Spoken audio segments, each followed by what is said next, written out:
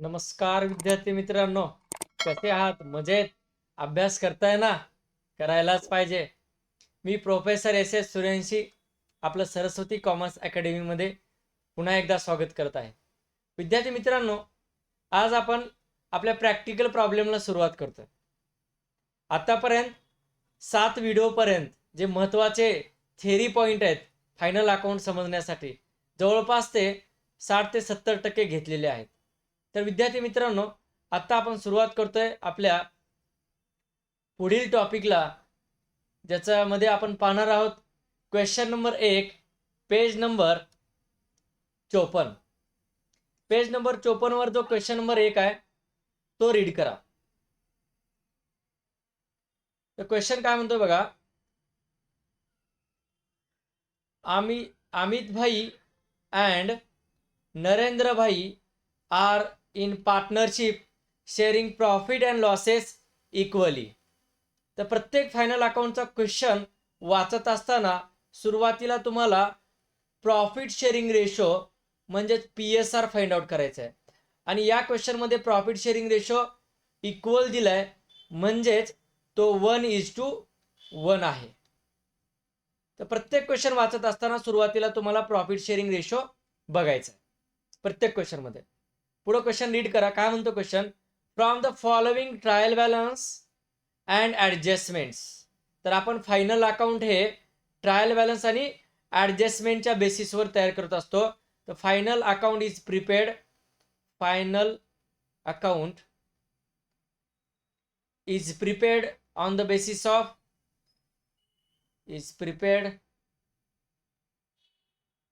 Basis of trial balance and adjustments. Trial balance and adjustments. तर trial balance आणि ॲडजस्टमेंटच्या बेसिसवर आपण काय तयार करतो? Final account. तर परत रीड करा पुढं. You are required to prepare. काय प्रिपेअर करायचं असतं फायनल अकाउंटमध्ये? Trading and profit and loss account for the year ended 31st March 2019 and balance sheet as on that date. तर आपल्याला क्वेश्चनमध्ये ट्रायल बॅलन्स दिलेला आहे आणि ट्रायल बॅलन्सच्या बेसिसवर आपल्याला trading account, profit and loss account आणि बॅलन्स शीट तयार करायचे आहेत. तर लक्ष द्या, आपल्याला ट्रायल बॅलन्समध्ये कोणत्या कोणत्या गोष्टी दिलेल्या आहेत. तर ट्रायल बॅलन्स वाचत असताना तर तुम्हाला काही नोट करायचे आहेत, लक्षात द्या. पहिली नोट असेल हिडन ॲडजस्टमेंटच्या बाबतीत. फर्स्ट नोट कशा बाबतीत असेल?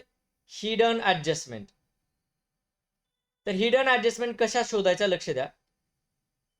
का असतात हिडन ॲडजस्टमेंट आणि कशा ओळखायच्या? तर ज्या ठिकाणी तुम्हाला पर्सेंटेज दिलेला आहे, एखाद्या अकाउंटच्या नावासमोर, एखाद्या आयटमच्या नावासमोर पर्सेंटेज दिलेला आहे किंवा एखाद्या आयटमच्या समोर किंवा खाली ब्रॅकेट दिलेला आहे, तर त्या ठिकाणी हिडन ॲडजस्टमेंट असते. कशा हिडन ॲडजस्टमेंट सोडवायच्या याच्यासाठी तुम्हाला पूर्ण व्हिडिओ पाहावा लागेल. तर या ठिकाणी गव्हर्नमेंट बॉन्ड आणि ॲडव्हर्टाइजमेंट या दोन ठिकाणी हिडन ॲडजस्टमेंट आहे. नेक्स्ट तुम्हाला नोटेशन करायचं आहे की कुठं परचेस रिटर्न आणि सेल्स रिटर्न क्वेश्चनमध्ये दिलेला आहे का. ज्या क्वेश्चनमध्ये सेल्स रिटर्न आणि परचेस रिटर्न दिलेला असेल, लक्ष द्या, तर तुम्हाला परचेस रिटर्न दिला असेल तर परचेसला टिक करायचं आणि सेल्स रिटर्न दिला असेल तर सेल्सला टिक करायचं. तर आपण या टिका का मारायच्या? तर या टिका याच्यासाठी मारायच्या, ज्यावेळेस आपण फायनल अकाउंट प्रिपेअर करत असतो त्यावेळेस आयटम इनर कॉलम मध्ये लिहायचा की आउटर कॉलम मध्ये लिहायचा हे समजण्यासाठी तुम्हाला टीका करणं आवश्यक आहे. तर विद्यार्थी मित्रांनो, या ठिकाणी एक गोष्ट सांगतो, जे काही आयटम तुम्हाला डेबिट बॅलन्सला दिलेले आहेत, जे डेबिट बॅलन्सला दिलेले आयटम आहेत ते तुम्हाला नंबर 1 ट्रेडिंग अकाउंटच्या डेबिट साईडला लिहायचे किंवा तुम्हाला ते प्रॉफिट अँड लॉस अकाउंटच्या डेबिट साईडला लिहायचे किंवा ते तुम्हाला बॅलन्स शीटमध्ये बॅलन्स शीटच्या ॲसेट साईडला लिहायचे. बॅलन्स शीटच्या कुण्या साईडला लिहायचे? ॲसेट साईडला, जे डेबिटला दिलेले आयटम आहेत ते. पण दोन आयटम असे असणार आहेत जे तुम्हाला या नियमामध्ये बसणार नाहीत. म्हणजे डेबिट बॅलन्सला दिलेले 2 आयटम याच्या व्यतिरिक्त दुसरीकडे लिहायचे. ते कोणते 2 आयटम आहेत? तर number 1 sales return. Sales return. आणि नंबर 2 ड्रॉविंग्स. तर या 2 आयटमला मात्र लक्षात ठेवा, तुम्हाला हे कुठेही डेबिटला किंवा असेटला रेकॉर्ड करायचे नाही. त्याच पद्धतीनं तुम्हाला जे क्रेडिट बॅलन्सला दिलेले आयटम आहेत, ते एकतर तुम्हाला ट्रेडिंग अकाउंटच्या क्रेडिट साईडला रेकॉर्ड करायचे किंवा प्रॉफिट अँड लॉस अकाउंटच्या क्रेडिट साईडला रेकॉर्ड करायचे किंवा बॅलन्स शीटच्या लायबिलिटी साईडला रेकॉर्ड करायचे. कुठं रेकॉर्ड करायचे? लायबिलिटी साईडला. तर हा पहिला मुद्दा तुम्ही फायनल अकाउंट सोडवत असताना लक्षात ठेवा. सेम त्याच पद्धतीनं इथंही क्रेडिट साईडला 2 आयटम असणार आहेत. पहिला परचेस रिटर्न. परचेस रिटर्न तुम्हाला क्रेडिटला किंवा लायबिलिटीला नाही लिहायचं. कुठं लिहायचं ते आपण इथं या ठिकाणी बघून घेऊ. पूर्ण क्वेश्चन व्यवस्थित सोडवायचा, उशीर लागेल परंतु पूर्ण व्हिडिओ व्यवस्थित पहा, तुम्हाला एक ना एक कन्सेप्ट व्यवस्थित समजतील. आणि दुसरा आयटम असेल इथं आरडीडी. आरडीडी जो हा आयटम आहे हा खूप महत्वाचा आहे आणि याच्याबद्दल आपण डिटेलमध्ये डिस्कस करणार आहोत. तर विद्यार्थी मित्रांनो,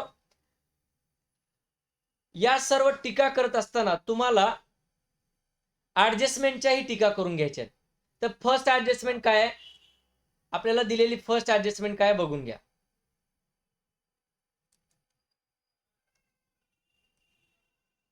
फर्स्ट ऍडजस्टमेंट आहे stock on hand on 31 March 2019.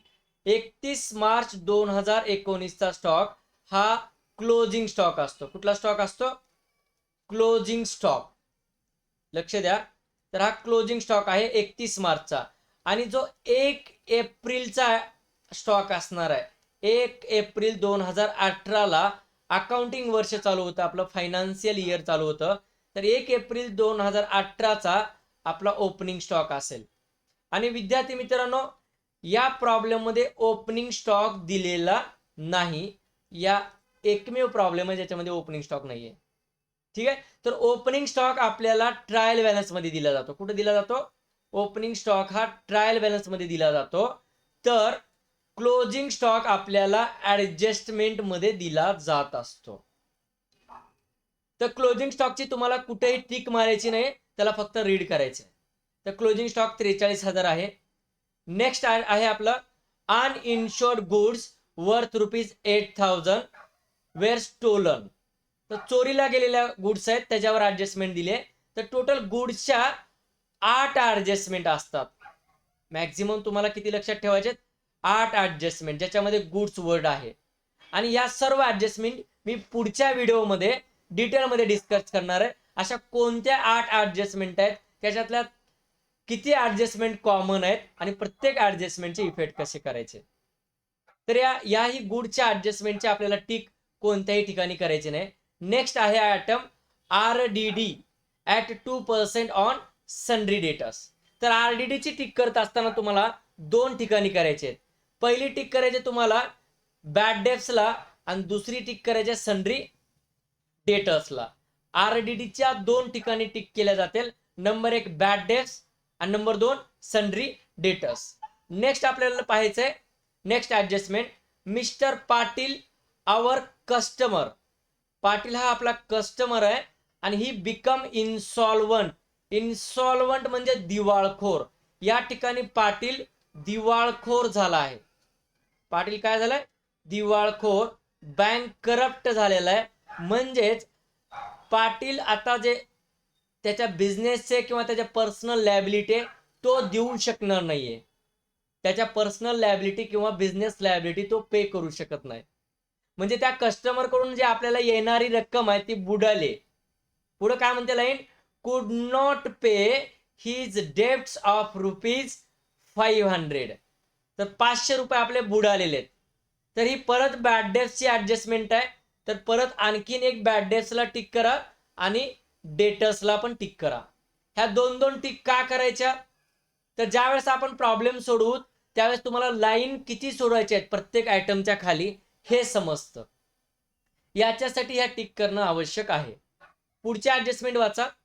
Outstanding expenses rent ₹800 and salaries ₹300. तर या ठिकाणी आउटस्टँडिंग रेंट दिलेलं आहे. रेंट आणि सॅलरी आउटस्टँडिंग आहे तर त्या दोघांनाही टिक करा.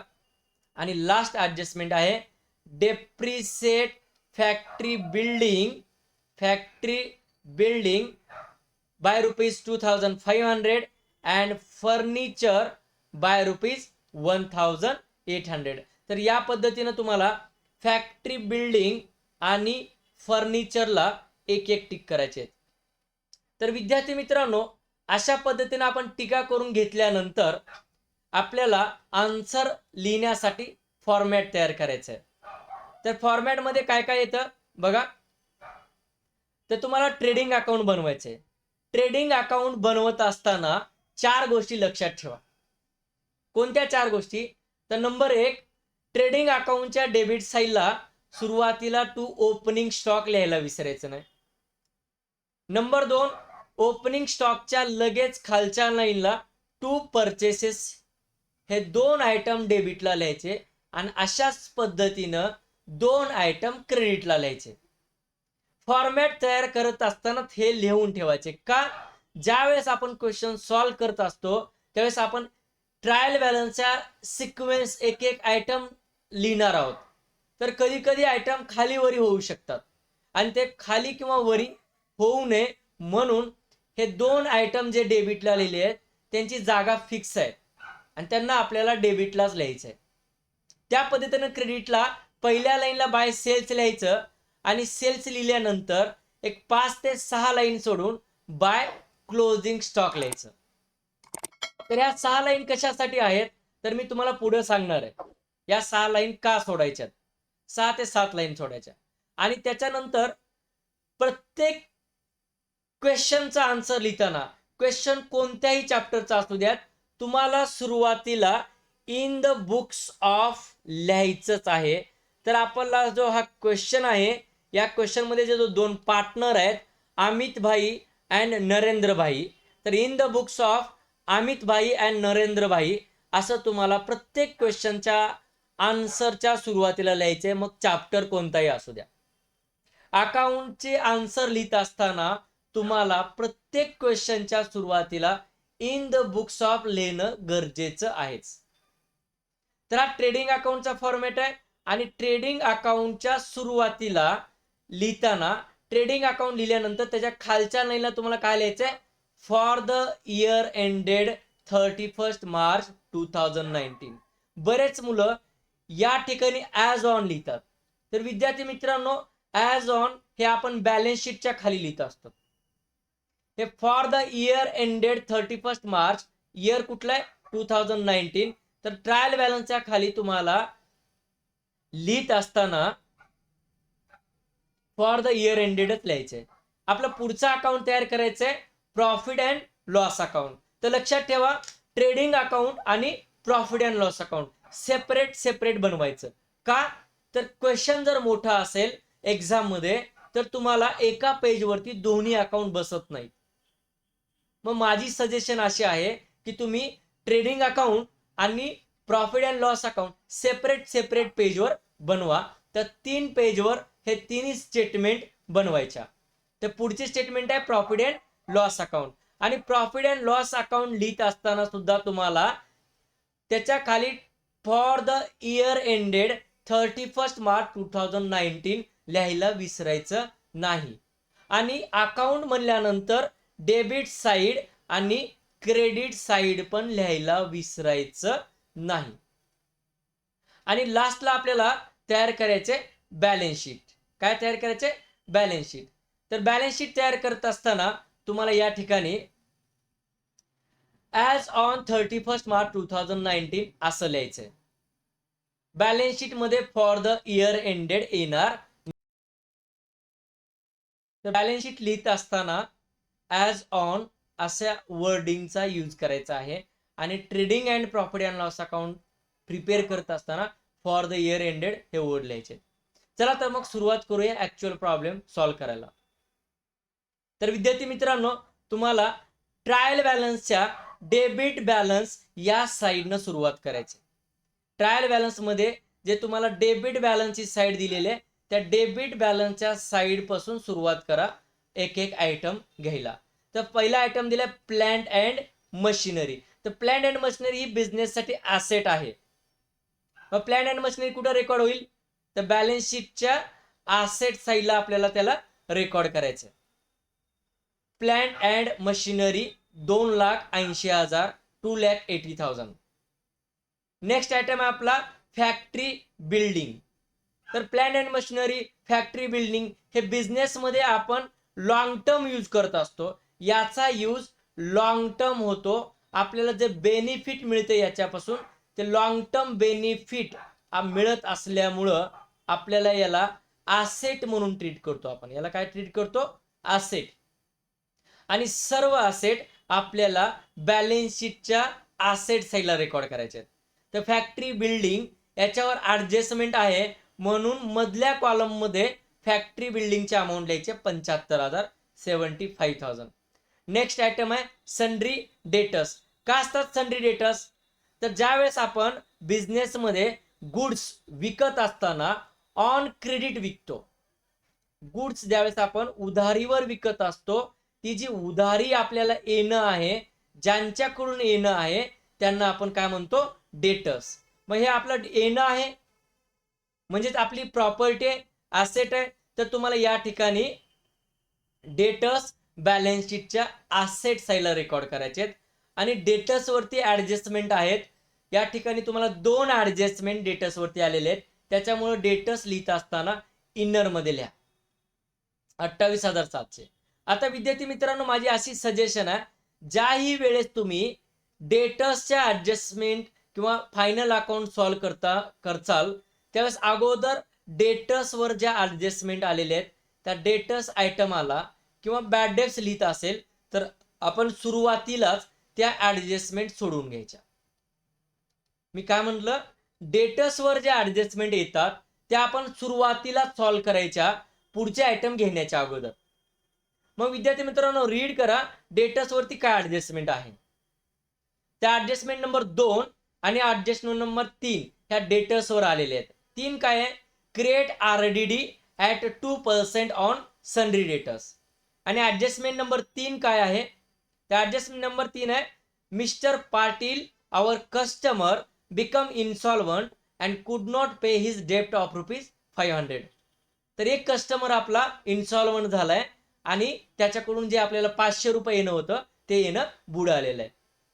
तर विद्यार्थी मित्रांनो, या ठिकाणी 2 ॲडजस्टमेंट आहे डेटर्सवर. एक RDD ची ॲडजस्टमेंट आहे आणि दुसरी बॅड डेट्सची ॲडजस्टमेंट आहे. मग ॲडजस्टमेंट नंबर 3 आणि ॲडजस्टमेंट नंबर 4, तर ह्या 2 ॲडजस्टमेंट एकानंतर एक दिलेले आहेत. आणि आपण जर या ॲडजस्टमेंट सोडवायलो तर 3 नंबरची ॲडजस्टमेंट अगोदर येते. जर आपण RDDचा इफेक्ट अगोदर केला तर आपला आन्सर चुकतं. अकाउंटिंग मध्ये फायनल अकाउंट सॉल्व्ह करताना ज्याही डेटर्सवर ॲडजस्टमेंट येतात त्या डेटर्सवरच्या ॲडजस्टमेंट सोडवण्यासाठी सिक्वेन्स महत्वाचा आहे. लक्ष द्या, मी काय म्हणतोय? ॲडजस्टमेंट सोडवत असताना सिक्वेन्स इम्पॉर्टंट आहे आणि तो सिक्वेन्स काय आहे तो आपण इथं बघून घेणार आहोत डेटर्सवरच्या ॲडजस्टमेंटचा. तर या ठिकाणी तिसरी ॲडजस्टमेंट RDD ची आहे, तर चौथी ॲडजस्टमेंट बॅड डेट्सची आहे. तर तिसरी अगोदर जर सोडवली तर आपलं आन्सर चुकतं. तर काय सिक्वेन्स असतो ॲडजस्टमेंट सोडवायचा ते मी या ठिकाणी इथं एक्सप्लेन करणार आहे. चला तर मग बघूया काय सिक्वेन्स आहे. ज्याही वेळेस तुम्हाला डेटर्सवर ॲडजस्टमेंट येतील, डेटर्स आपण बॅलन्स शीटच्या ॲसेट साईडला रेकॉर्ड करतो. तर कोणत्या ॲडजस्टमेंट असतात? तर ॲडजस्टमेंट नंबर 1 तुम्हाला काय आहे बघा. तर नंबर 1 आहे bills receivable dishonour. Adjustment number 1 काय आहे? Bills receivable dishonour. तर या ॲडजस्टमेंटचे 2 इफेक्ट होतात. त्याच्यातला एक इफेक्ट हा सन्ड्री डेटर्स मध्ये होतो. तर जे काही ज्या वेळेस आपण एखाद्या व्यक्तीला एखाद्या व्यक्तीकडून बिल्स रिसिवेबल आपण ऍक्सेप्ट करून घेतलेलं आहे. ज्या व्यक्तीकडून आपल्याला पैसे येणार होते त्याला आपण बिल इश्यू करून त्याच्याकडून बिल ऍक्सेप्ट करून घेतलंय. तर काय असतं बिल्स रिसिवेबल हे मी तुम्हाला नेक्स्ट चॅप्टर्स मध्ये किंवा कन्सेप्ट मध्ये सांगणार आहे, इथं वेळ कमी पडतो. तर जे बिल्स रिसिवेबल डिसऑनर आहे ते तुम्हाला डेटर्स मध्ये ऍड करायचंय. बिल्स रिसिवेबल काय करायचंय, डेटर्स मध्ये ऍड करायचं. नेहमी लक्षात ठेवा ऍड जे करायचंय ती इफेक्ट अगोदर करायचा, बॅड डेट्स आणि आरडीडीच्या सुद्धा अगोदर. नेक्स्ट आयटम येतो आपल्याला ज्याचा इफेक्ट आपल्याला डेटर्स मध्ये करायचा आहे. तो नेक्स्ट आयटम नंबर 2 आहे अनरेकॉर्डेड सेल्स. म्हणजेच आपण एखाद्या व्यक्तीला वस्तू विकलेल्या आहेत आणि ज्यावेळेस वस्तू विकल्या त्यावेळेस त्याची एंट्री बुक्स ऑफ अकाउंट मध्ये करायची राहिलेली आहे. Goods are sold to the customer but no entry is made in the books of account, म्हणजेच अनरेकॉर्डेड सेल्स. तर अनरेकॉर्डेड सेल्सचा सुद्धा इफेक्ट आपल्याला डेटर्स मध्ये करायचा आहे आणि अनरेकॉर्डेड सेल्स हे डेटर्स मध्ये ऍड केले जातील. तर जे काही आपण डेटर्स मध्ये ऍड करणार आहे त्याचा इफेक्ट अगोदर करायचा बॅड डेट्स आणि आरडीडीच्या सुद्धा. एक्झाम मध्ये तुम्हाला या ऍडजस्टमेंटचा सिक्वेन्स खाली किंवा वरी कसाही दिलेला असतो. तर लक्षात घ्या जर तुम्हाला एक्झाम मध्ये बॅड डेट्स पण दिलेले आहेत, ऍडजस्टमेंट मध्ये क्वेश्चन मध्ये बॅड डेट्स पण दिलेले आहेत आणि आरडीडी पण दिलेली आहे आणि त्याच्या सोबत एकतर अनरेकॉर्डेड सेल्स दिलेले आहेत किंवा बिल्स रिसिवेबल डिसऑनर दिलेलं आहे. तर अशा केसमध्ये तुम्हाला अगोदर बिल्स रिसिवेबल डिसऑनर किंवा अनरेकॉर्डेड सेल्स ऍड करून घ्यायचे, त्याचा इफेक्ट अगोदर करायचा. आणि या दोघांमध्ये अगोदर इफेक्ट फर्स्ट इफेक्ट हा बॅड डेट्सचा करायचा आणि त्याच्यानंतर बॅड डेट्सच्या नंतर नेक्स्ट इफेक्ट हा आरडीडीचा करायचा. तर लक्षात घ्या विद्यार्थी मित्रांनो, या ठिकाणी अगोदर आपण या आलेल्या टोटल मधून बॅड डेट्स लेस करणार आहेत आणि ज्या ऍडजस्टमेंट मध्ये बॅड डेट्स दिल्या जातात त्या बॅड डेट्सला न्यू बॅड डेट्स म्हणायचं. ज्या ऍडजस्टमेंट मध्ये बॅड डेट्स दिलेले आहेत त्यांना न्यू बॅड डेट्स म्हणायचं. आणि ज्या बॅड डेट्स तुम्हाला ट्रायल बॅलन्स मध्ये डेबिट बॅलन्स कॉलम मध्ये दिलेले आहेत, कुठे दिलेले आहेत, ट्रायल बॅलन्स मध्ये डेबिट बॅलन्सच्या कॉलम मध्ये दिलेले आहेत, त्या बॅड डेट्सला आपण ओल्ड बॅड डेट्स म्हणून ओळखतो. काय म्हणून ओळखतो, ओल्ड बॅड डेट्स. तर विद्यार्थी मित्रांनो हे पूर्ण पॉइंट तुम्हाला लक्षात ठेवायचे. पुढचा कन्सेप्ट आहे आपली बॅड डेट्सचा इफेक्ट झाल्याच्या नंतर जे काही वजाबाकी येणार आहे ती वजाबाकी खाली लिहायची आणि मग आरडीडी लेस करायची. जी ऍडजस्टमेंट मध्ये दिलेली आरडीडी आहे त्या ऍडजस्टमेंट मध्ये दिलेल्या आरडीडीला पण काय म्हणायचं, न्यू आरडीडी. आणि जी ट्रायल बॅलन्स मध्ये दिलेली आरडीडी आहे त्या ट्रायल बॅलन्स मधल्या आरडीडीला ओल्ड आरडीडी असं म्हणून ओळखलं जातं. लक्ष द्या. आणि आरडीडी कॅल्क्युलेट करत असताना हे जी अमाऊंट आलेली आहे या ठिकाणी या अमाऊंट वरती आरडीडी कॅल्क्युलेट करायची जर पर्सेंटेज मध्ये कॅल्क्युलेट करावी लागत असेल तर. आणि लास्ट ऍडजस्टमेंट जी येते डेटर्स वर ती येते जी सगळ्यात शेवटी आपल्याला सॉल्व करायची आहे. ती ऍडजस्टमेंट आहे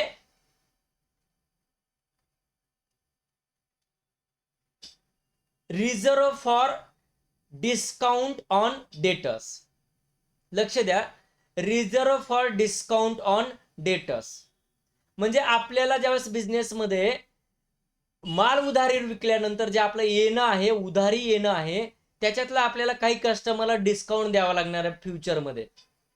आणि फ्युचरमध्ये डिस्काउंट द्यावा लागणार आहे म्हणून त्याचा रिझर्व आपण आत्ताच क्रिएट करून ठेवतोय.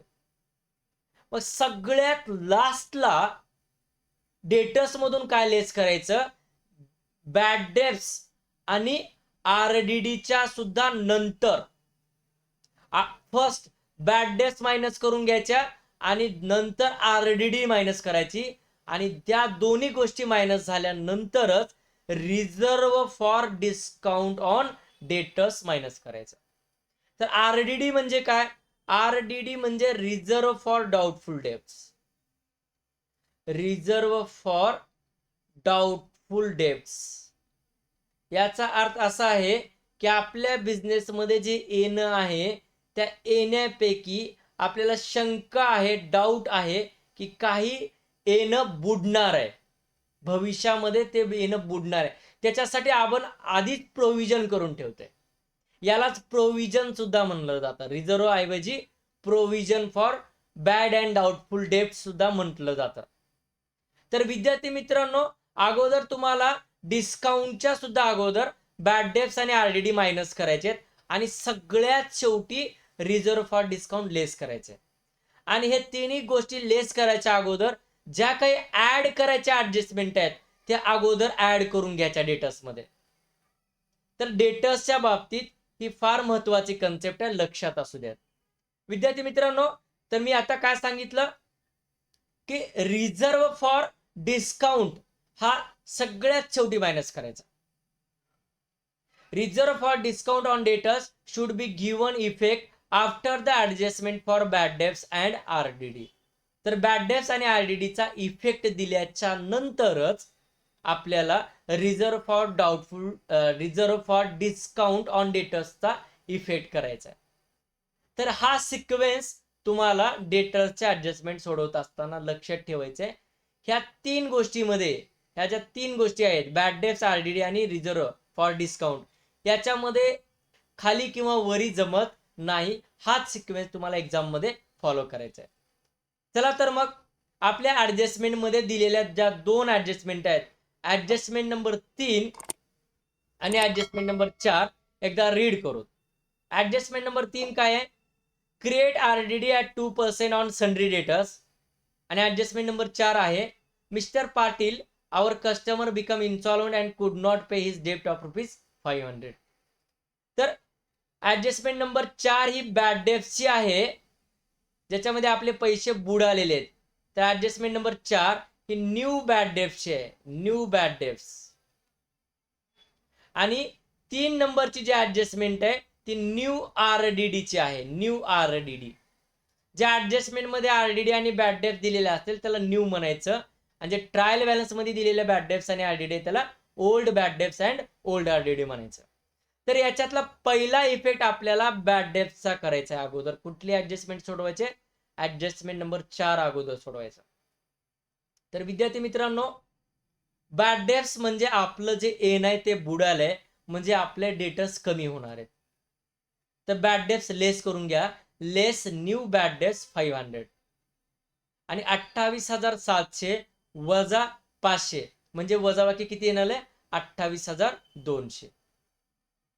आणि बॅड डेब्ट्स मायनस केल्याच्या नंतर जे 28,200 आलेले आहेत, 28,200, त्या 28,200 वर आपल्याला किती टक्के आरडीडी काढायचे? 2% आरडीडी काढायचे. 2% म्हणजे इंटू 2 डिवायडेड बाय 100. सोप्या पद्धतीने 2% कसं काढायचं लक्ष द्या.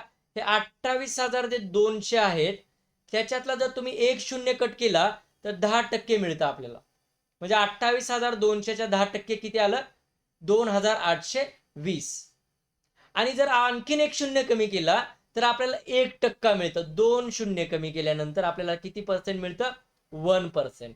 मग हे 1% झालं आणि आणखीन एकदा 282 लिहिलं की हे दुसरा 1%. मग 1% प्लस 1%, 1% प्लस 1% किती होईल? 2%. तर ह्या 282 प्लस 282 ची बेरीज करा. किती येते बेरीज?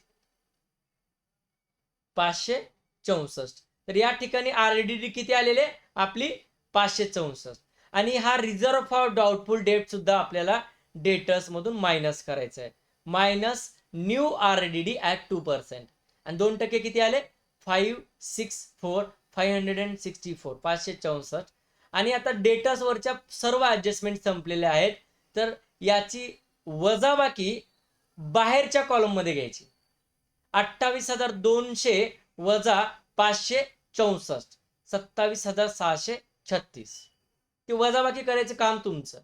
व्हिडिओ थांबवा आणि वजाबाकी चेक करा.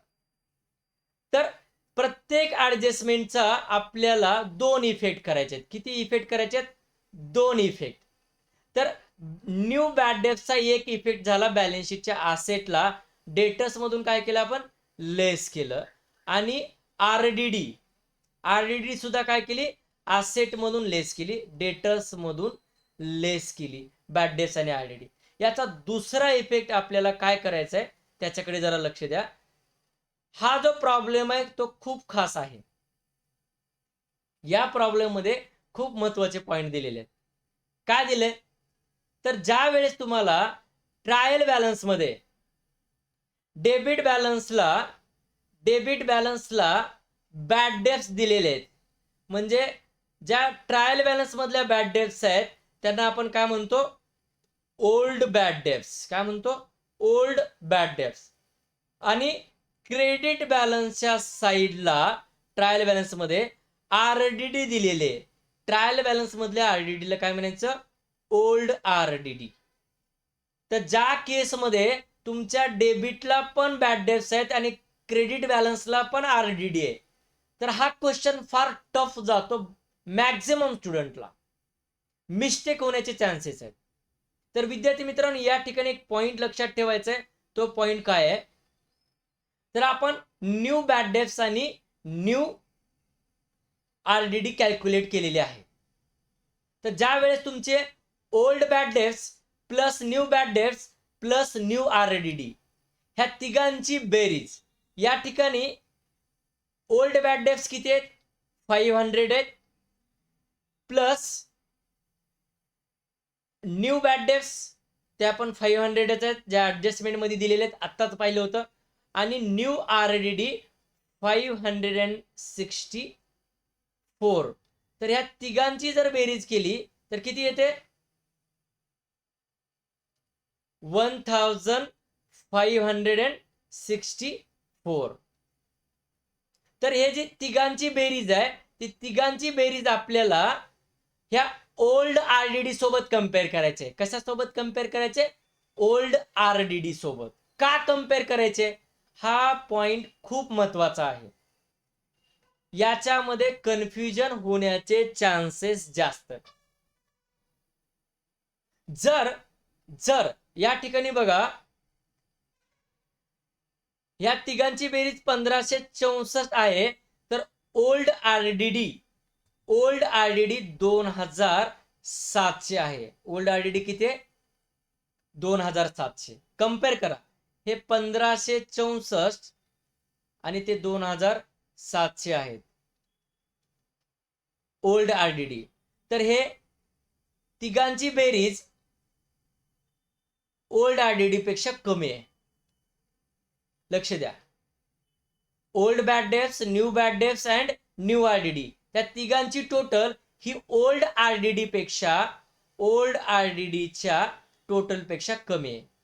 मग या केसमध्ये तुम्हाला काय करायचंय? तर तुम्हाला जे काही इफेक्ट करायचे ते प्रॉफिट अँड लॉस अकाउंटच्या क्रेडिट साईडला इफेक्ट करायचे. कुठे करायचे? प्रॉफिट अँड लॉस अकाउंटच्या क्रेडिट साईडला. लक्ष द्या विद्यार्थी मित्रांनो, प्रॉफिट अँड लॉस अकाउंटच्या क्रेडिट साईडला इफेक्ट करायचे. तर ज्या केसमध्ये त्या तिघांची बेरीज ही ओल्ड आरडीडी पेक्षा जास्त येते, when the total of old bad debts, new bad debts and new RDD is greater than old RDD, then all the adjustments and items are written at the profit and loss account debit side. तुम्हाला काय करायचंय? Profit and loss अकाउंटच्या debit साईडला त्याला record करायचंय. आणि जर आता या केसमध्ये काय झालेलं आहे, त्या तिघांची बेरीज ही ओल्ड आरडीडी पेक्षा कमी आलेली आहे. तर total of old bad debts, new bad debts plus new RDD is less than old RDD. Old RDD पेक्षा कमी आहे. तर त्या केसमध्ये तुम्हाला इफेक्ट प्रॉफिट अँड लॉस अकाउंटच्या क्रेडिट साईडला द्यायचं आहे. तर विद्यार्थी मित्रांनो, या ठिकाणी लिहित असताना आपल्याला ही टोटल जी आहे तिघांची ती 2700 म्हणजे ओल्ड आरडीडी पेक्षा कमी आलेली आहे, म्हणून आपल्याला या ठिकाणी ट्रान्झॅक्शन्स प्रॉफिट अँड लॉस अकाउंटच्या क्रेडिटला रेकॉर्ड करायचे आहेत, सगळे जे बॅड डेट्स आणि आरडीडीच्या रिलेटेड ट्रान्झॅक्शन आहेत. तर लक्ष द्या, अगोदर क्रेडिट साईडला प्रॉफिट अँड लॉसच्या फर्स्ट जी लाईन आहे, डेबिटची पहिली लाईन आणि क्रेडिटची फर्स्ट लाईन तुम्हाला ब्लँक सोडायचे आहेत. काय करायचे आहेत? ब्लँक सोडायचे आहेत. आणि एक एक लाईन डेबिटला आणि क्रेडिटला सोडल्यानंतर मग पुढचे आयटम लिहायचे. तर क्रेडिट साईडला अगोदर ओल्ड आरडीडी लिहायचं. ओल्ड आरडीडी किती दिलेले? 2700. आणि ओल्ड आरडीडी लिहिल्यानंतर जी न्यू बॅड डेब्ट्स आहे, न्यू आरडीडी आणि ओल्ड बॅड डेब्ट्स आहेत त्या मायनस करायच्या. तर अगोदर ओल्ड बॅड डेब्ट्स ज्या आहेत त्या मायनस करा. ओल्ड बॅड डेब्ट्स आपल्याला 500 रुपये दिलेले आहेत. किती दिलेले आहेत? ट्रायल बॅलन्स मध्ये या ठिकाणी ओल्ड बॅड डेब्ट्स या 500 आहेत.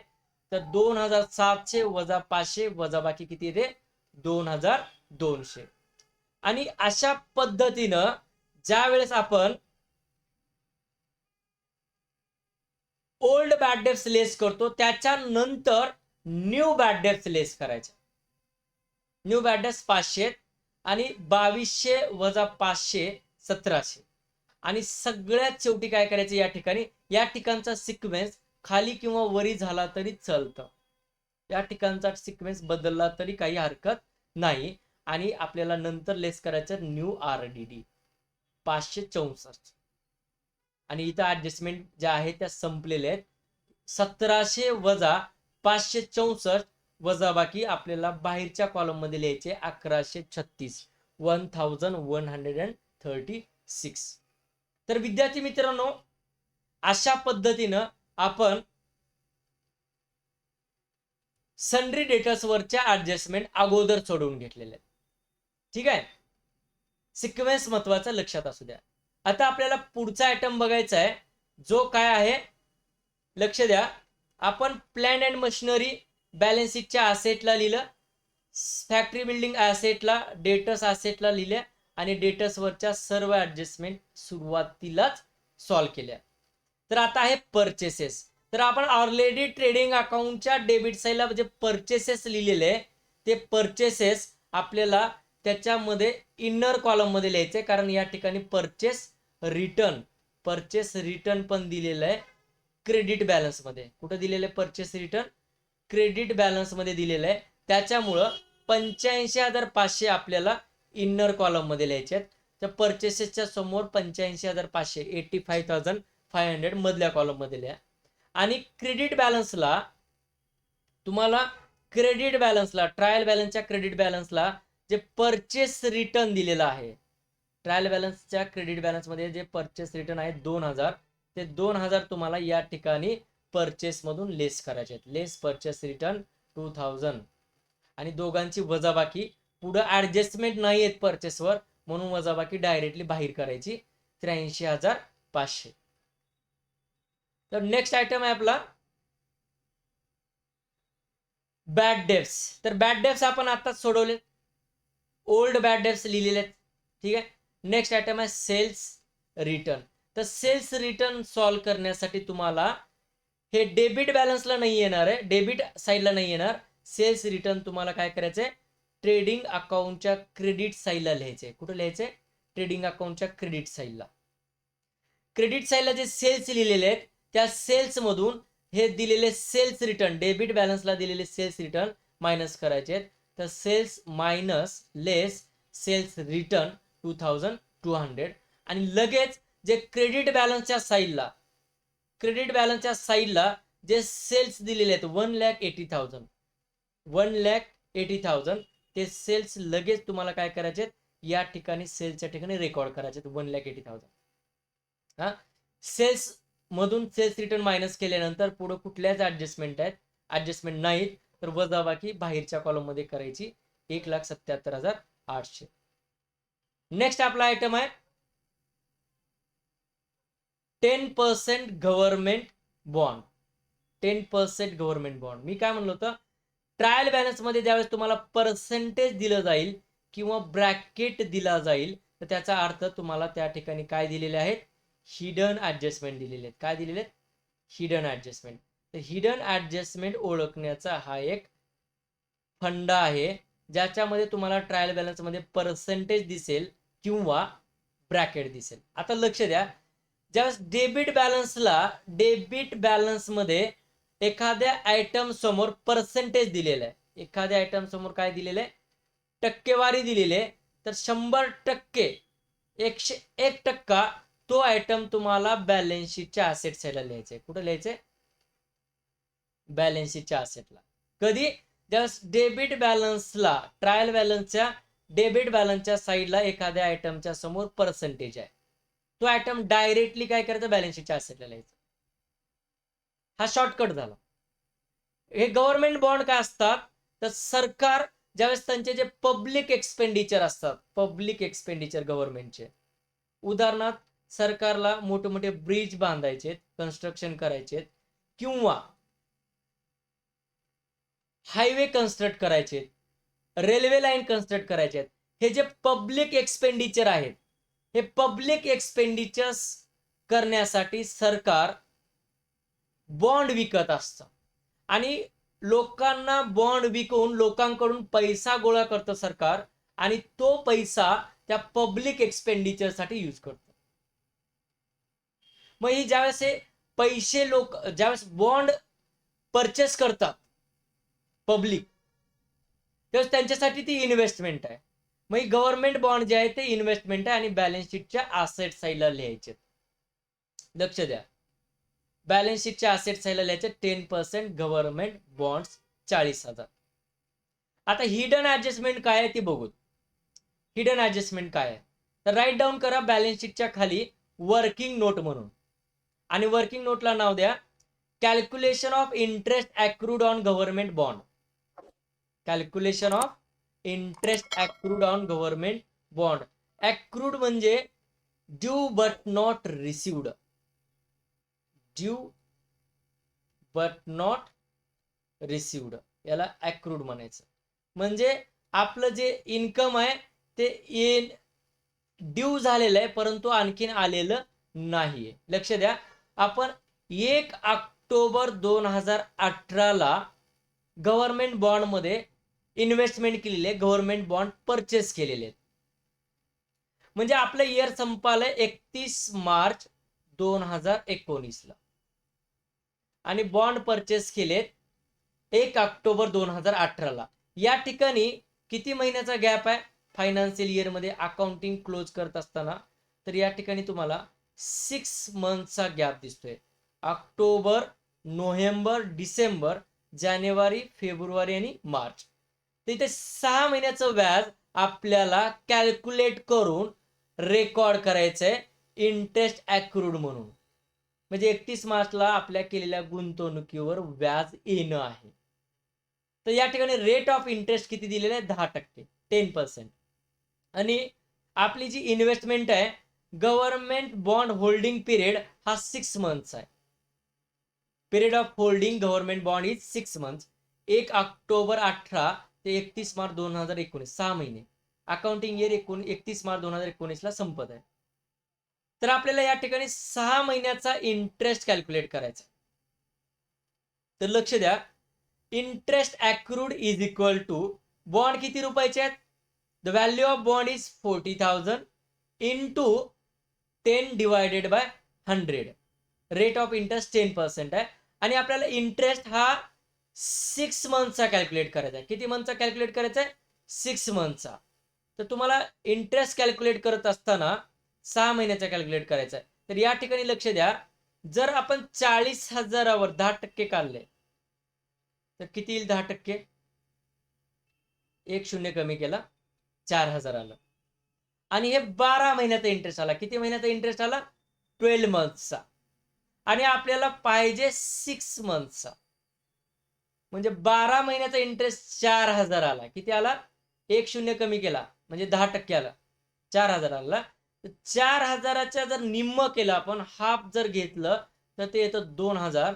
म्हणजे 6 महिन्याचा इंटरेस्ट किती येईल, 2,000. तर तुम्ही या शॉर्टकट मेथडनं सुद्धा कॅल्क्युलेशन करू शकता. अगोदर 10% काढायचे, जे 10% आहे ते 12 महिन्याचं आहे आणि आपल्याला पाहिजे 6 महिन्याचं. तर तुम्ही कशाही पद्धतीने कॅल्क्युलेशन करू शकता. मला जे सोपं वाटतं ते तुम्हाला या ठिकाणी दिलेलं आहे. तर इंटरेस्ट किती आलेला आहे 2000. तर हा इंटरेस्ट ॲक्रूड आपल्याला बॅलन्स शीटच्या असेट साईडला गव्हर्नमेंट बॉन्ड मध्ये ऍड करायचा.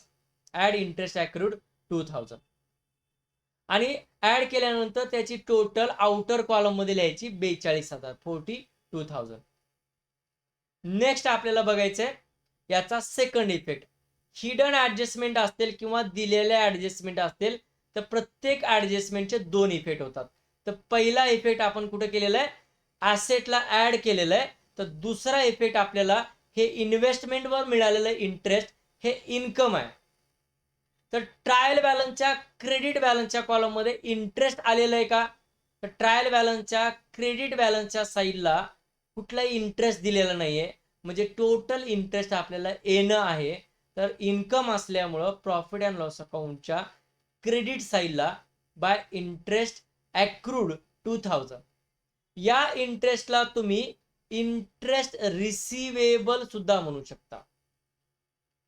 काय म्हणू शकता इंटरेस्ट रिसिवेबल म्हणजे व्याज येणं आहे. लक्षात येणं असल्यामुळे याला आपण असेट साईडलाही रेकॉर्ड केलेलं आहे. नेक्स्ट आयटम गव्हर्नमेंट बॉन्ड नंतर आहे इम्पोर्ट ड्युटी. लक्ष द्या video number 6 and video number 7 लक्ष द्या 5, 6, 7 हे तिन्ही व्हिडिओ फार इम्पॉर्टंट आहेत. युट्यूबला डाउनलोड केलेले. याच्यामध्ये प्रत्येक कन्सेप्ट मी डिटेलमध्ये सांगितलेला आहे की किती प्रकारच्या ड्युटी असतात आणि त्या कुठं रेकॉर्ड करायच्या.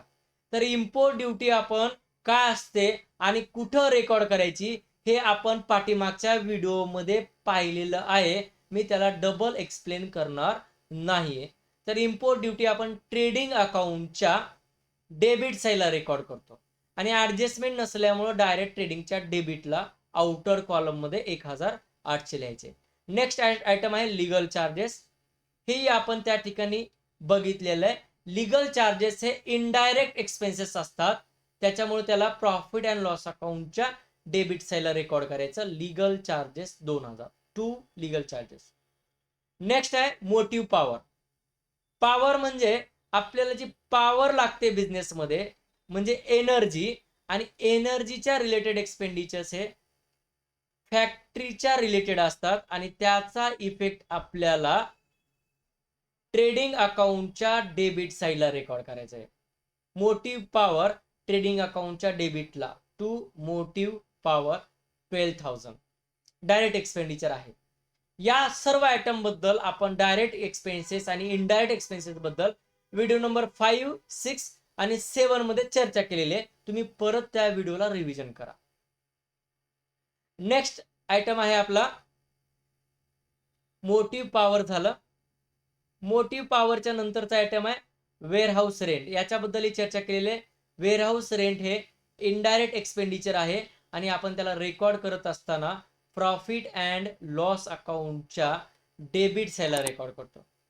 Rent warehouse rent profit and loss अकाउंटच्या डेबिटला रेकॉर्ड केलं. नेक्स्ट आयटम आहे कॅश इन हँड आणि कॅश ॲट बँक.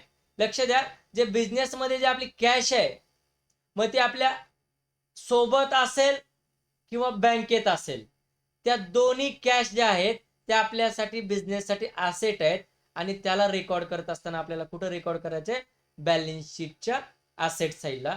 त्या बॅलन्स शीटच्या ॲसेटला डायरेक्ट आउटर कॉलम मध्ये कॅश इन हँड 20,000 आणि cash at bank 70,000. Next item आहे आपला ऍडव्हर्टाइजमेंट. आपण जी जाहिरात करतो ती जाहिरात जी आहे ते सेल्स अँड डिस्ट्रीब्युशन एक्सपेन्सेस आहेत. कुठलं सेलिंग अँड डिस्ट्रीब्युशन एक्सपेन्सेस आहेत आणि सेलिंग अँड डिस्ट्रीब्युशन एक्सपेन्सेसला आपण कुठले एक्सपेन्सेस म्हणतो इनडायरेक्ट एक्सपेन्सेस. काय म्हणून रेकॉर्ड करतो इनडायरेक्ट एक्सपेन्सेस. तर इनडायरेक्ट एक्सपेन्सेस आपण प्रॉफिट अँड लॉस अकाउंटच्या डेबिटला रेकॉर्ड करतो. तर या ठिकाणी ऍडव्हर्टाइजमेंटच्या खाली ब्रॅकेट पण दिलेलं आहे आणि ब्रॅकेटमध्ये काय म्हणलेलं आहे की these expenses are paid for 2 years with effect from 1st January 2019. 1 जानेवारी 2019 पासून हा खर्च चालू झालेला आहे पुढे 2 वर्ष. तर ही हिडन ऍडजस्टमेंट आपण समजून घेऊ. त्याच्या अगोदर प्रॉफिट अँड लॉसच्या डेबिटला टू ऍडव्हर्टाइजमेंट म्हणून इन्नर कॉलम मध्ये 10,000 रेकॉर्ड करायचे. आणि हिडन ऍडजस्टमेंट काय म्हणते, तर या ठिकाणी जी काय आपण ऍडव्हान्स मध्ये पेड केले आहेत, 1 जानेवारी 2019ला जे जाहिरातीसाठी जे एक्सपेन्सेस पेड केलेले आहेत ते ऍडव्हान्स आहेत, म्हणजे प्रीपेड आहेत. मग प्रीपेड एक्सपेन्सेस हे आपल्याला लेस करायचे असतात. तरी प्रीपेड ऍडव्हर्टाइजमेंट कॅल्क्युलेशन करण्यासाठी तुम्हाला पुन्हा वर्किंग नोट नंबर 2 बनवावी लागेल, कॅल्क्युलेशन ऑफ प्रीपेड ऍडव्हर्टाइजमेंट. तर या ठिकाणी आपण एक्सपेन्सेस केलेत 1 जानेवारी 2019ला, आणि आपलं करंट इयर क्लोज कधी होतंय, करंट इयर क्लोज होतंय 31 मार्च 2019ला. म्हणजे करंट इयर मध्ये किती एक्सपेन्सेस आपण प्रॉफिट अँड लॉस अकाउंटला दाखवणार, किती महिन्याचे, तर टोटल जानेवारी टू मार्च इथे किती महिने होते, जानेवारी, फेब्रुवारी आणि मार्च, 3 मंथ्स. तर आपण हे फक्त 3 महिन्याचे जी जाहिरात आहे ते आपण करंट इयर मध्ये एक्सपेन्सेस म्हणून दाखवणार. काय म्हणून दाखवणार, करंट इयर मध्ये एक्सपेन्सेस म्हणून दाखवणार. आणि राहिले 2 वर्षामधले म्हणजे 24 महिन्यातले 3 महिने हे करंट इयरच्या रिलेटेड आहे, तर 21 महिन्याचा जो खर्च आहे तो नेक्स्ट इयरच्या रिलेटेड आहे. पुढील वर्षाचा खर्च आपण याच वर्षामध्ये पेड केलाय ऍडव्हान्स मध्ये. टोटल 21 महिने जे येणार आहेत, 21 महिन्याचा जो खर्च आहे, टोटल 24 महिन्याचा 10,000 खर्च आहे. या 10,000तले 21 महिन्याचे एक्सपेन्सेस किती आहेत ते आपल्याला या ठिकाणी कॅल्क्युलेट करायचे.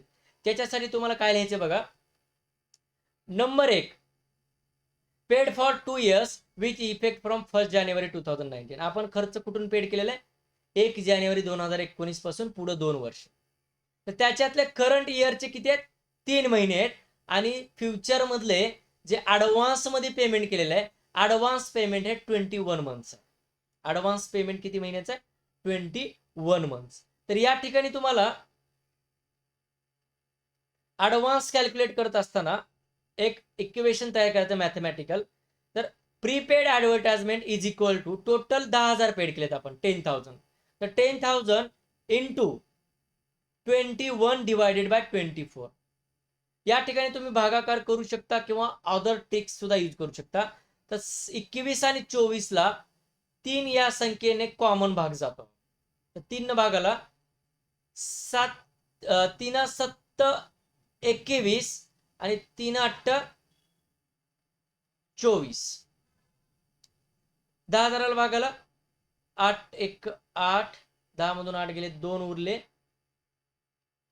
8 2 16, 20 मधून 16 गेले 4 उरले, 8 पंचे 40, 1250. या ठिकाणी 1250 गुणिले 7 किती येतं बघा, 7 35, हातच्या आले 3, 7 2 14 3, 17ला 7, हातच्या आले 1, 7 1 7 आणि 1 8, 8,750. याला दुसरा एक मार्ग आहे, आपण 24 महिन्यासाठी 10,000 दिले. किती महिन्यासाठी दिलेत, 24 महिन्यासाठी 10,000 दिलेत. तर 12 महिन्यासाठी किती येते, तर याच्या निम्म, 12 महिन्यासाठी आपण किती पेड केलेत, 5,000. म्हणजेच 6 महिन्यासाठी किती पेड केलेत, 6 मंथसाठी, 6 मंथसाठी आपण किती पेड केलेत,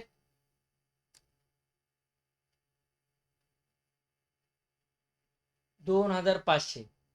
5,000च्या निम्म, 12चे निम्म 6, मग 5,000 निम्म 2,500. आणि 3 मंथसाठी किती पेड केलेत, तर 2,500च्या हाफ 1,250.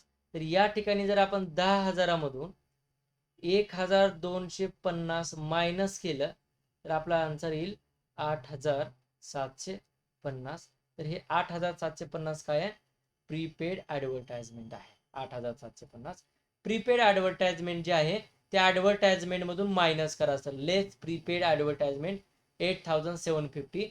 दोघांची वजाबाकी बाहेरच्या कॉलम मध्ये घ्या, 1,250.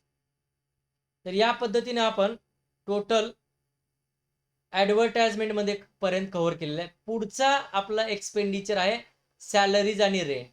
हे दोन्ही आयटम आपण कुठे रेकॉर्ड करतो, प्रॉफिट अँड लॉस अकाउंटच्या डेबिट साईडला रेकॉर्ड करतो. तर विद्यार्थी मित्रांनो, डायरेक्ट एक्सपेन्सेस आणि इनडायरेक्ट एक्सपेन्सेस कसं ओळखायचं याच्यासाठी आपण ऑलरेडी एक व्हिडिओ बनवलेला आहे आणि तो व्हिडिओ पहा. 5वा, 6वा आणि 7वा व्हिडिओ. तर सॅलरीज प्रॉफिट अँड लॉस अकाउंटच्या डेबिट साईडला रेकॉर्ड करायचं.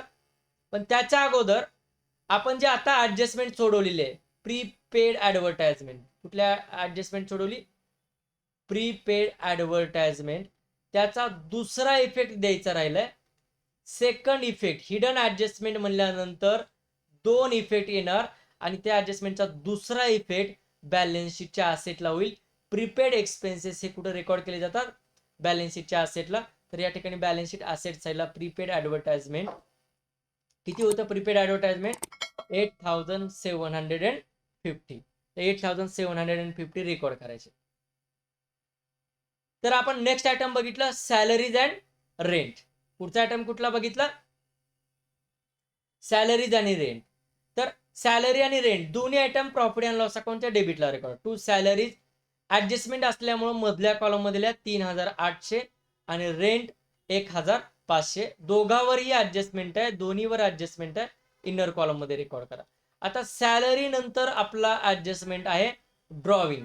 लक्ष द्या, ड्रॉविंगचा डेबिट बॅलन्स आहे, पण आपल्याला रेकॉर्ड करत असताना त्यांना असेट साईडला रेकॉर्ड करायचं नाहीये, तर ते ड्रॉविंग आपल्याला लॅबिलिटी साईडला रेकॉर्ड करायचे. आणि लॅबिलिटी साईडला जे आपण कॅपिटल लिहिणार आहोत त्या कॅपिटल मधून काय करायचं? ड्रॉविंग लेस करायची. कॅपिटल मधून ड्रॉविंग लेस करायची. तर या ठिकाणी तुम्हाला बॅलन्स शीटला जायचंय आणि बॅलन्स शीटला गेल्यानंतर बॅलन्स शीटचा फॉर्मॅट तयार करत असताना लॅबिलिटी साईडला कॅपिटल राईट डाऊन करायचं. लॅबिलिटी साईडला काय करायचं? कॅपिटल लिहायचं. तर दोन्ही पार्टनरचे नाव लिहायचे लाईन सोडून, अमित भाई आणि नरेंद्र भाई.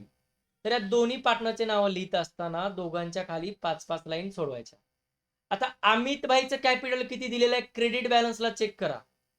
तुमच्या ट्रायल बॅलन्सच्या क्रेडिट बॅलन्सच्या साईडला कॅपिटल दिलं जाईल maximum time.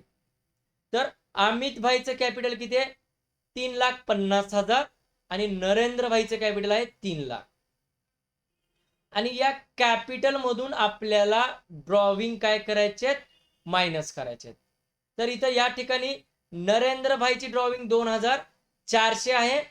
Sorry, Amit भाईची drawing 2400 आहे आणि नरेंद्र भाईची ड्रॉविंग 3200 आहे. तर या ठिकाणी तुम्हाला रेकॉर्ड करत असताना ड्रॉविंग त्यांच्या कॅपिटल मधून मायनस करायचे. दोघांच्याही कॅपिटल मधून ड्रॉविंग मायनस करून घ्यायची आणि जी काही वजाबाकी येते ती त्या ठिकाणी खाली रेकॉर्ड करायची. तर विद्यार्थी मित्रांनो, या ठिकाणी ड्रॉविंग रेकॉर्ड झाल्याच्या नंतर आपल्याला पुढचा आयटम आहे फर्निचर. आणि फर्निचर काय आहे? तर बिझनेससाठी फर्निचर हे लॉंग टर्म बेनिफिट देतं, म्हणून ती आपल्या बिझनेसची असेट आहे. त्याला बॅलन्स शीटच्या असेट साईडला रेकॉर्ड करायचं आणि फर्निचरवरती ऍडजस्टमेंट असल्यामुळं इनर कॉलम मध्ये रेकॉर्ड करायचं. ऍडजस्टमेंट आहे फर्निचरवर तर त्याला इनर कॉलम मध्ये रेकॉर्ड करा. नेक्स्ट आयटम आहे रिसिवेबल. शब्द लक्ष द्या, रिसिवेबल. ज्या बी वेळेस डेबिट बॅलन्सच्या कॉलम मध्ये रिसिवेबल वर्ड असेल ना, तो डायरेक्टली बॅलन्स शीटच्या असेटला रेकॉर्ड करायचा आयटम. कुठं रेकॉर्ड करायचा? रिसिवेबल म्हणल्यानंतर. आणि रिसिव्ड एखाद्या आयटमच्या क्रेडिट बॅलन्स साईडला, बरं का, ट्रायल बॅलन्सच्या कुठं? क्रेडिट बॅलन्सच्या साईडला एखाद्या आयटमच्या समोर रिसिव्ड शब्द आहे तर त्याला इन्कम म्हणून आपण कुठं रेकॉर्ड करतो? प्रॉफिट अँड लॉस अकाउंटच्या क्रेडिट साईडला. कुठं रेकॉर्ड करायचा? प्रॉफिट अँड लॉसच्या क्रेडिटला. तर बिल्स रिसिवेबल तुम्हाला बॅलन्स शीटच्या असेटला रेकॉर्ड करायचे. ऍडजस्टमेंट नसल्यामुळं आउटर कॉलम मध्ये 20,700. आणि लास्ट डेबिट बॅलन्सचा आयटम आहे प्रॉपर्टी. फ्री होल्ड प्रॉपर्टी म्हणजे एखादा प्लॉट, रिकामी जी जमीन आहे त्याला प्रॉपर्टी म्हणतो आपण, त्याच्यावरती आपला स्वतःचा ताबा आहे. ठीक आहे. तर ही प्रॉपर्टी आहे म्हणजे आपली असेट आहे. बॅलन्स शीटच्या असेटला लिहायचं 41,000 फ्री होल्ड प्रॉपर्टी. तर डेबिट बॅलन्सेस संपलेत. आता क्रेडिट बॅलन्सेस कडे या. क्रेडिट बॅलन्सेस मध्ये आपण ऑलरेडी कॅपिटल हे बॅलन्स शीटच्या लॅबिलिटीला या ठिकाणी 3,500 आणि 3,000 हे दोन्ही आयटम रेकॉर्ड केलेले आहेत. ठीक आहे. Next sales. सेल्स आपण ट्रेडिंग अकाउंटच्या क्रेडिटला ऑलरेडी रेकॉर्ड केलेला आहे. आता आहे बिल्स पेएबल. लक्ष द्या. रिसिवेबल, काय म्हणतो मी, रिसिवेबल जो आयटम आहे तो बॅलन्स शीटच्या असेट साईडला लिहायचा असतो. तर जो काही पेबलचा आयटम असेल तो बॅलन्स शीटच्या कुठे लिहायचा, लायबिलिटीज साईडला. कुठे लिहायचा, बॅलन्स शीटच्या लायबिलिटीज साईडला. आणि बिल्स पेबल 8,500 हे कुठे रेकॉर्ड होते, बॅलन्स शीट मध्ये लायबिलिटीज साईडला. तर ऍडजस्टमेंट नसल्यामुळे आउटर कॉलम मध्ये लिहा लायबिलिटी साईडला 8,500 बिल्स पेबल. ठीक आहे, आउटर कॉलम मध्ये 8,500. नेक्स्ट लायबिलिटी साईडचा पुढचा आयटम बघा. हा डिस्काउंट जो आहे तो प्रॉफिट अँड लॉसच्या क्रेडिटला जाणार आहे. कुठे जाणार आहे, तर तो नंतर लिहू. आधी आपण लायबिलिटी साईडचा क्रेडिटर्स. पुढचा आयटम काय, क्रेडिटर्स. म्हणजे ज्या व्यक्तीला आपण माल उधारीवर विकतो, गुड्स आर सॉरी, ज्या व्यक्तीकडून आपण गुड्स उधारीवर परचेस करतो ऑन क्रेडिट. जे सप्लायर्सचे अकाउंट आहेत, सप्लायर्स ज्यांच्याकडून गुड्स आपण उधारीवर परचेस केलेले आहेत त्याला आपण क्रेडिटर्स म्हणतो. आणि क्रेडिटर्स हे आपल्यासाठी देणं आहे, म्हणून त्याला बॅलन्स शीटच्या लायबिलिटी साईडला रेकॉर्ड करायचं. तर या ठिकाणी बॅलन्स शीटच्या लायबिलिटी साईडला क्रेडिटर्स लिहा. ऍडजस्टमेंट नसल्यामुळे आउटर कॉलम मध्ये लिहायचं डायरेक्ट 38,500 लिहिलं क्रेडिटर्स. नेक्स्ट लायबिलिटी साईडला येणारा आयटम आहे क्रेडिट बॅलन्सला बँक लोन. आरडीडी आपण ऑलरेडी सोडवलंय. परचेस रिटर्न हे सोडवलेलं आहे. लास्ट आयटम राहिला लायबिलिटीला लिहायचंय बँक लोन. तर या ठिकाणी लायबिलिटीजला रेकॉर्ड होईल जे आपण बँकेकडून काय केलेलं आहे, कर्ज घेतलेलं आहे बँकेकडून, ती आपली लायबिलिटी आहे, म्हणून त्याला आपल्याला बॅलन्स शीटच्या लायबिलिटी साईडला रेकॉर्ड करायचंय. ऍडजस्टमेंट नसल्यामुळे डायरेक्ट आउटर कॉलम मध्ये 15,000. ओके. तर या पद्धतीने आपण सर्व आयटम क्रेडिट बॅलन्सचे पण रेकॉर्ड केलेले आहेत. फक्त डिस्काउंट राहिलेला क्रेडिट बॅलन्स मध्ये आलेला. आणि क्रेडिट बॅलन्सचा डिस्काउंट हा बिझनेससाठी गेन असतो, म्हणजेच डिस्काउंट रिसिव्ड असतो. आणि ज्या बी आयटमच्या क्रेडिट बॅलन्सच्या साईडला रिसिव्ड असा शब्द दिसेल, तुम्ही त्याला डायरेक्टली कुठं रेकॉर्ड करायचे, प्रॉफिट अँड लॉस अकाउंटच्या क्रेडिट साईडला. कुठं रेकॉर्ड करायचं, प्रॉफिट अँड लॉस अकाउंटच्या क्रेडिट साईडला. तर इथं लिहा क्रेडिटला बाय डिस्काउंट रिसिव्ड 1,200. तर या पद्धतीने आपण सर्व ट्रायल बॅलन्स मधले आयटम लिहून झालेले आहेत. आता आपल्याला ऍडजस्टमेंट कडे ओळायचंय. तर ऍडजस्टमेंट नंबर 1 काय वाचा, stock on hand on 31st March 2019 valued at ₹43,000. तर आपण जो क्लोजिंग स्टॉक दिलेला आहे ऍडजस्टमेंट नंबर 1 मध्ये 31 मार्च 2019 म्हणजे क्लोजिंग स्टॉक आहे. हा कुठला स्टॉक आहे, क्लोजिंग स्टॉक. आणि क्लोजिंग स्टॉक आपण बॅलन्स शीटच्या असेट साईडला आणि ट्रेडिंग अकाउंटच्या क्रेडिट साईडला ऑलरेडी लिहिलेलं आहे. त्या ठिकाणी 43,000 लिहायचं. कुठं एक इफेक्ट होईल ट्रेडिंग अकाउंटच्या क्रेडिट साईडला, आणि दुसरा इफेक्ट आपल्याला बॅलन्स शीटच्या असेट साईडला करायचे. Closing stock 43,000. विद्यार्थी मित्रांनो, ऍडजस्टमेंट नंबर 1 झाली. ऍडजस्टमेंट नंबर 2 आहे अनइन्शुअर्ड गुड्स वर्थ ₹8,000 वेअर स्टोलन. आपण एका गुड्सचा इन्शुरन्स काढलेला नाहीये, ते अनइन्शुअर्ड गुड्स आहेत. आणि इन्शुरन्स काढलेला नाहीये म्हणजे आपला जो 8,000चा लॉस आहे तो पूर्ण लॉस आपल्याला स्वतःला बिअर करावा लागेल. काय करावं लागेल, स्वतः बिअर करावं लागेल, सहन करावं लागेल. आणि वस्तू चोरीला गेल्यामुळे लॉस झाला. वस्तू काय झालेल्या, चोरलेत, स्टोलन आहेत. ज्या बी ऍडजस्टमेंट मध्ये गुड्स वर्ड येणार आहे, गुड्स, टोटल 8 ऍडजस्टमेंट आहेत. त्याचं डिस्कशन मी पुढच्या व्हिडिओमध्ये करणार आहे. सर्व गुड्सच्या रिलेटेड ऍडजस्टमेंट मी 9 नंबरच्या किंवा 10 नंबरच्या व्हिडिओमध्ये चर्चा करणार आहे. टोटल 8 ऍडजस्टमेंट गुड्सच्या रिलेटेड असतील, 8. आणि त्याची चर्चा मी पुढच्या व्हिडिओमध्ये करेन. तर लक्ष द्या, गुड्स चोरीला गेल्यामुळं, लक्ष द्या, आपल्या बिझनेस मधून गुड्स काय झालेत, चाललेत. लक्ष द्या, ज्यावेळेस बिझनेसमध्ये गुड्स येतात, बिझनेसमध्ये गुड्स येत असतात, कम्स इन होतात, त्यावेळेस आपण त्याला ट्रेडिंग अकाउंटच्या डेबिटला रेकॉर्ड करतो. कुठं रेकॉर्ड करतो बघा, परचेस केलेल्या गुड्स, आपल्या बिझनेसमध्ये आलेल्या गुड्स कुठं रेकॉर्ड केल्या, ट्रेडिंगच्या डेबिटला. आणि ज्यावेळेस आपण गुड्स बिझनेसमधून जातात, गुड्स काय होतात, बिझनेसमधून गोज आउट होत आहेत, जात आहेत, त्या केसमध्ये आपण गुड्स काय करतो, ट्रेडिंगच्या क्रेडिटला, विकल्यानंतर वस्तू जातात, मग सेल्स कुठं रेकॉर्ड केलेले, ट्रेडिंगच्या क्रेडिटला. आता वस्तू चोरीला गेल्या म्हणजे वस्तू चाललेत बिझनेसमधून, वस्तू चाललेत म्हणून ट्रेडिंगच्या क्रेडिटला एक इफेक्ट करायचे. By goods lost by theft 8,000. का ट्रेडिंगच्या क्रेडिटला लिहिलं, तर आपल्या बिझनेसमधून ह्या गुड्स चाललेत, जात आहेत. मी काय म्हणलं, ज्यावेळेस गुड्स जातील बिझनेसमधून त्यावेळेस मग त्या फ्री ऑफ कॉस्ट जातील. आता ह्या फुकटमध्ये गेलेत, आपलं काय याच्यामध्ये होतं का, नाही. आता हे विकलेल्या वस्तूपासून आपल्याला इन्कम मिळालेलं आहे, पण ह्या ज्या वस्तू आहेत चोरीला गेलेल्या, त्या आपल्या बिझनेसमधून गेलेत म्हणून ट्रेडिंगच्या क्रेडिटला रेकॉर्ड केले 8,000. आणि दुसरा इफेक्ट, आपल्या वस्तू चोरीला गेल्यामुळं आपला लॉस झालेला आहे, मग तो लॉस आपल्याला प्रॉफिट अँड लॉसच्या डेबिटला रेकॉर्ड करायचा आहे. To goods lost by theft 8,000, loss by theft म्हणून रेकॉर्ड करायचा. नेक्स्ट ऍडजस्टमेंट बघायचे आपल्याला, लक्ष द्या. आपण फर्स्ट ऍडजस्टमेंट क्लोजिंग स्टॉक आणि इन्शुअर्ड गुड्स केलेले, आणि सन्ड्री डेटर्सच्या ज्या ऍडजस्टमेंट आहेत, आरडीडी आणि बॅड डेब्ट्स, या आपण ऑलरेडी सॉल्व्ह केलेल्या आहेत. तर आता आपली चालू आहे ऍडजस्टमेंट नंबर 5. तर ऍडजस्टमेंट नंबर 5 काय म्हणते बघा,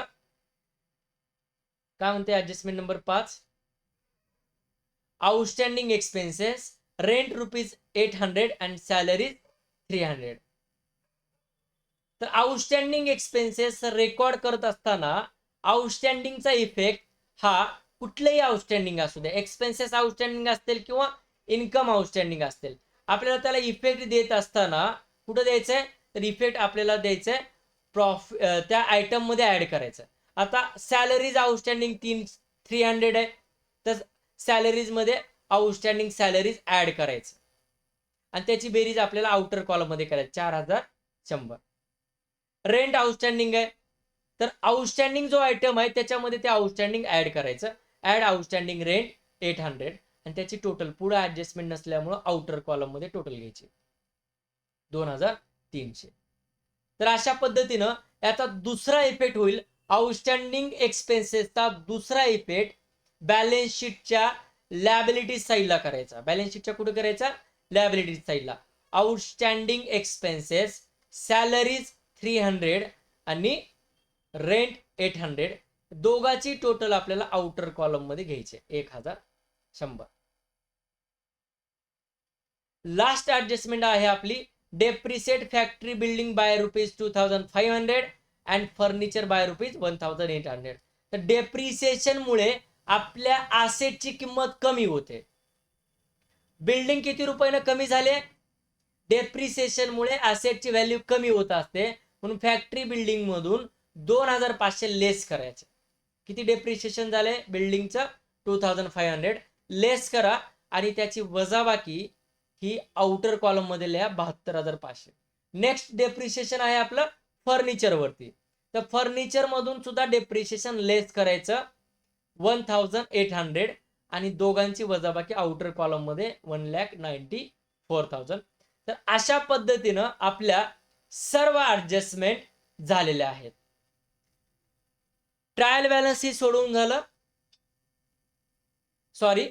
तर लास्ट इफेक्ट राहिलाय डेप्रिसिएशन या ऍडजस्टमेंटचा. तर डेप्रिसिएशनचा इफेक्ट प्रॉफिट अँड लॉस अकाउंटच्या डेबिटला करायचा. ऍडजस्टमेंट म्हणल्यानंतर 2 इफेक्ट लक्षात ठेवा.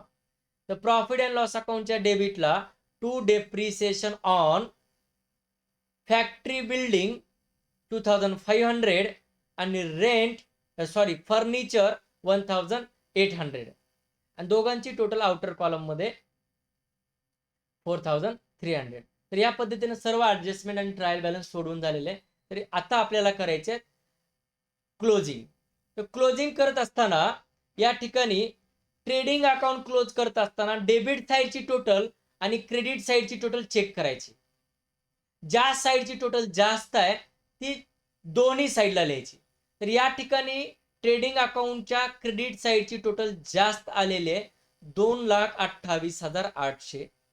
1,77,800 प्लस 8,000 आणि प्लस 43,000, या तिघांची बेरीज येते 2,28,800. म्हणजे क्रेडिट साईडची टोटल जास्त आहे तर ती दोन्ही साईडला लिहून घ्यायची. आणि ज्यावेळेस ट्रेडिंग अकाउंटच्या क्रेडिट साईडची टोटल जास्त येते त्यावेळेस आपण त्याला क्रेडिट बॅलन्स म्हणतो. काय म्हणतो त्याला? Credit balance. तर क्रेडिट बॅलन्स रेकॉर्ड करत असताना आपण त्या क्रेडिट बॅलन्स ऑफ ट्रेडिंग अकाउंटला ग्रॉस प्रॉफिट म्हणतो. काय म्हणतो? Gross profit. What is a credit balance of trading account? Credit balance of trading account is a gross profit. तर या क्रेडिट साईडच्या टोटल मधून डेबिट साईडची टोटल वजा करा. डेबिटला काय काय? 83,500 प्लस 1,800 आणि प्लस 12,000. या तिघांची जी बेरीज येते ती 2,28,800 मधून वजा केल्यानंतर आपल्याला जो मिळतो तो आहे ग्रॉस प्रॉफिट. आणि ग्रॉस प्रॉफिट किती आलेलं आहे?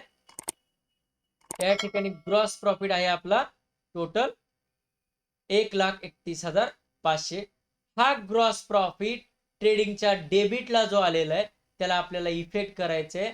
जे आपण एक लाईन सोडले ना प्रॉफिट अँड लॉस अकाउंटच्या क्रेडिट साईडला, त्या ठिकाणी लिहायचे by gross profit brought down 1,31,500. तर प्रॉफिट अँड लॉस अकाउंट पण क्लोज करत असताना क्रेडिटची टोटल जास्त आहे का डेबिटची टोटल जास्त आहे बघायचं. तर या ठिकाणी क्रेडिटची टोटल जास्त आहे 1,35,836. दोन्ही साईडला लिहून घ्या. आणि क्रेडिटच्या टोटल मधून डेबिटची टोटल वजा करा. आणि ज्यावेळेस क्रेडिट बॅलन्स येत आहे, कारण क्रेडिटची टोटल जास्त आहे म्हणजे कुठलं बॅलन्स? प्रॉफिट अँड लॉस अकाउंटचा credit balance. What is a credit balance of profit and loss account? तो credit balance of profit and loss account is a net profit. तर डेबिट साईडला नेट प्रॉफिट काढा. कसा येईल? तर क्रेडिट साईडची जी total आहे 1,35,836, त्याच्यामधून प्रॉफिट अँड लॉस अकाउंटच्या डेबिट साईडची जी टोटल येते ती मायनस करा. आपला प्रॉफिट येतोय 1,12,086, 1,12,800. आणि हा प्रॉफिट त्या दोन पार्टनर्स मध्ये इक्वली डिस्ट्रीब्यूट करायचा, म्हणजे हाफ हाफ. तर 1,12,086च्या निम्म इथं 56,043. तर 56,043 अमित भाईला आणि नरेंद्र भाईला 56,043 या पद्धतीने आपल्याला प्रॉफिट पार्टनर्स मध्ये डिस्ट्रीब्यूट करायचा. प्रॉफिट डिस्ट्रीब्यूट झाल्यानंतर तो नेट प्रॉफिट बॅलन्स शीटच्या लॅबिलिटी साईडला त्या पार्टनरच्या कॅपिटलमध्ये ऍड करायचा. नेट प्रॉफिट काय करायचा? कॅपिटलमध्ये ऍड करायचा. तर अमित भाईचा जो प्रॉफिट आहे तो अमित भाईच्या कॅपिटलमध्ये ऍड होईल आणि नरेंद्र भाईचा जो प्रॉफिट आहे तो नरेंद्र भाईच्या कॅपिटलमध्ये ऍड होईल. या पद्धतीनं लास्टला कॅपिटलची टोटल आउटर कॉलम मध्ये करून घ्यायची. आणि या ठिकाणी आपली बॅलन्स शीटच्या दोन्ही साईडची टोटल इक्वल येते. बॅलन्स शीटच्या दोन्ही साईडची टोटल कशी येते? इक्वल येते.